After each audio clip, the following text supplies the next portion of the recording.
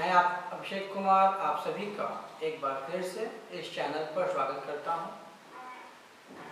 आज आप सभी को मैं मार्केट असेसमेंट यानी कि बाजार मूल्यांकन पर चर्चा करने के लिए आप सभी के सामने उपस्थित हुआ हूं। जैसे कि नाम से स्पष्ट है, बाजार का मतलब होता है वह स्थान जहां पर हम सब अपनी अपनी आवश्यकताओं की पूर्ति करते हैं। यह वह जगह है, यह वह प्लेस है जहां पर ग्राहक भी आता है और विक्रेता भी आता है। सब अपनी अपनी आवश्यकताओं को मौद्रिक रूप में पूरा करते हैं। जैसे एक विक्रेता अपनी वस्तु को लेकर आया, एक ग्राहक एक उपभोक्ता उस वस्तु को खरीदने के लिए गया, तो यहाँ पर उन दोनों व्यक्तियों का स्वार्थ सीमित है। दोनों व्यक्तियों का स्वार्थ वहाँ पर शामिल है। उपभोक्ता चाहता है कि उसे सस्ती वस्तु मिले और विक्रेता चाहता है कि उसे अच्छे से अच्छे दाम में उसकी वस्तुओं की बिक्री हो। तो इन दोनों के स्वार्थ को एक प्लेस पर, एक स्थान पर हम बाजार के रूप में आपूर्ति करते हैं, प्राप्त करते हैं और दोनों की आवश्यकताओं को पूरा करते हैं। बाजार मूल्यांकन उसी का एक कड़ी है, क्योंकि अगर एक उत्पादक अपनी वस्तु की बिक्री, अपनी वस्तु का उत्पाद करना चाहता है तो उसके लिए सबसे जरूरी हो जाता है कि वह वहां के बाजार से परिचित हो, भली भांति उस बाजार को वो जाने।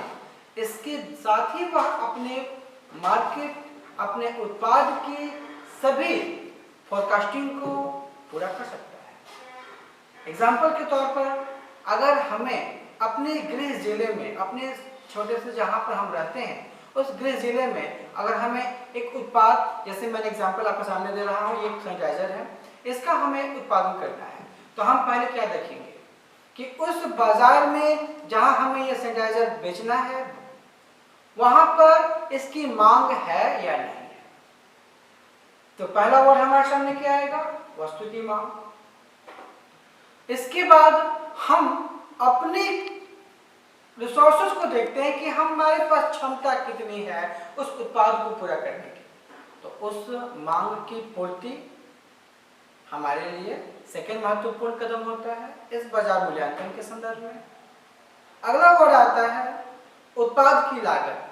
हम अकेले नहीं हैं, हम मार्केट में कई तरह के प्रोडक्ट को लेकर आते हैं। तो किसी का प्रोडक्ट ₹X का है, किसी का प्रोडक्ट Y का है। तो कस्टमर उसी प्रोडक्ट को हाथों हाथ प्राप्त करता है, हाथों हाथ लेता है, जो मार्केट में बेहतर होती है और उसकी कीमत भी अकॉर्डिंगली सस्ती होती है। तो हमें जब अपने उत्पाद को मार्केट में लाना होता है, लॉन्च करना होता है, तो हम अपने उत्पाद की कीमत को भी निर्धारित करते हैं, वहां की प्रतिस्पर्धा। चौथा है परियोजना का नवीनीकरण और परिवर्तन। उसे टाइम टू टाइम मार्केट को अध्ययन करना चाहिए कि आज क्या डिमांड है, क्योंकि डिमांड के आधार पर ही वह अपनी परियोजना को सफल बना सकता है, सक्सेस बना सकता है। तो यह आपका परियोजना का मूल्यांकन भी इसके अंतर्गत आती है और यह सबसे बेहतर काम होता है एक उद्यमी के लिए। पांचवा है सबसे इम्पोर्टेंट, यह आपका एक एंटरप्रेन्योर्स के लिए सबसे इम्पोर्टेंट फैक्टर होता है, वह है नवाचार, इनोवेटिव होना। वह अपने उत्पाद में नया नया शेप बनाकर, नई नई उसमें डिजाइनिंग देकर ग्राहकों को उसका अट्रैक्टिव बनाता है, ताकि उसका उत्पाद बाजार में हाथों हाथ बिके और ये बेहतर तरीके से अपना प्रेजेंटेशन दे पाए। तो आपका ये टॉपिक था बाजार मूल्यांकन। तो बाजार मूल्यांकन को आपने आज समझा, जाना। नेक्स्ट टॉपिक में आपको मैं बताऊंगा बाजार मूल्यांकन पर प्रभाव डालने वाले घटक, यानी कौन कौन से घटक होते हैं जो आपको प्रभावित करते हैं बाजार मूल्यांकन से। तब तक आप लोग इस तरह से इस चैनल पर बने रहें, सेकेंड वीडियो के वेट करें, आपको जल्द ही इसका अगला पार्ट भी मिलेगा। Thank you.